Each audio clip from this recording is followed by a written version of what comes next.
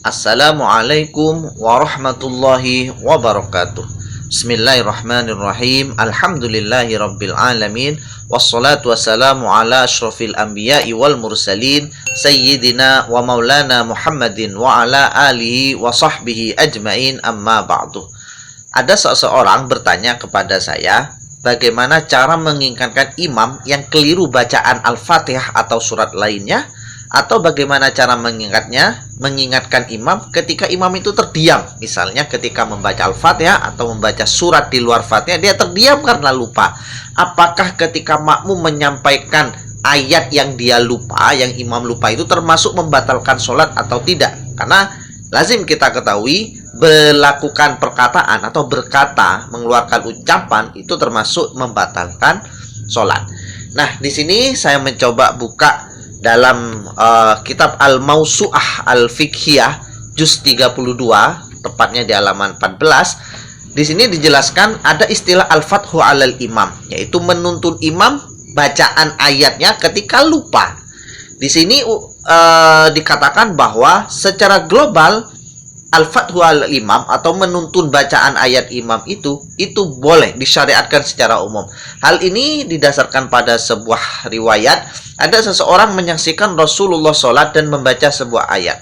Lalu Rasulullah ketika membaca ayat tersebut, ada ayat yang tidak dibaca atau ditinggalkan. Sehingga ketika Rasulullah sudah selesai sholat, ada seseorang itu bertanya kepada Rasulullah, "Ya Rasulullah, tadi ketika sholat engkau tidak membaca ayat ini, ayat ini." Rasulullah lalu menjawab, "Mengapa tidak kamu ingatkan ketika aku sholat tadi?" Nah, dari hadis ini bisa disimpulkan bahwa al-fathu 'alal imam, menuntun imam itu boleh. Akan tetapi secara spesifik empat madhab berbeda pendapat tentang bagaimana cara atau teknis mengingatkan imam. Di sini saya hanya bahas dalam pembahasan madhab Syafi'i saja.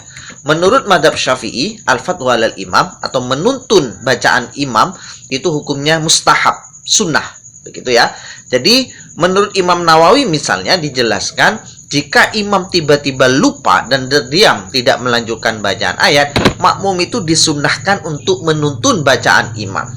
Begitu juga ketika imam membaca ayat tertentu dalam surat Al-Fatihah atau di luar surat Al-Fatihah, lalu dia terdiam karena lupa atau karena keliru, begitu ya, bacaannya keliru, makmum boleh langsung menegurnya, dalam tanda kutip ya, menegur, langsung menuntun bacaan ayat imam yang keliru itu. Pendapat ini didasarkan pada sebuah riwayat secara spesifik dari Anas bahwa para sahabat Rasulullah saling menuntun bacaan imam dalam sholat. Artinya ketika sahabat A menjadi imam dan keliru, diingatkan oleh sahabat lainnya. Ketika sahabat lainnya jadi imam dan keliru, diganti atau dituntun juga oleh sahabat yang lainnya. Jadi sudah wajar, seperti ini sudah biasa. Dari sini hukumnya boleh, bahkan sunnah, begitu ya.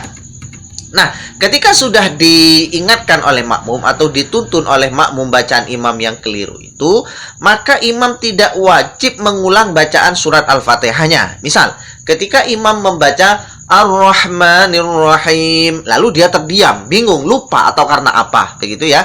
Lalu diingatkan oleh makmum yang di belakangnya, Maliki Yaumiddin, maka imam boleh langsung membaca Maliki Yaumiddin, Iyyaka na'budu, dan seterusnya. Itu boleh tanpa mengulangi dari awal Bismillahirrahmanirrahim, tidak perlu.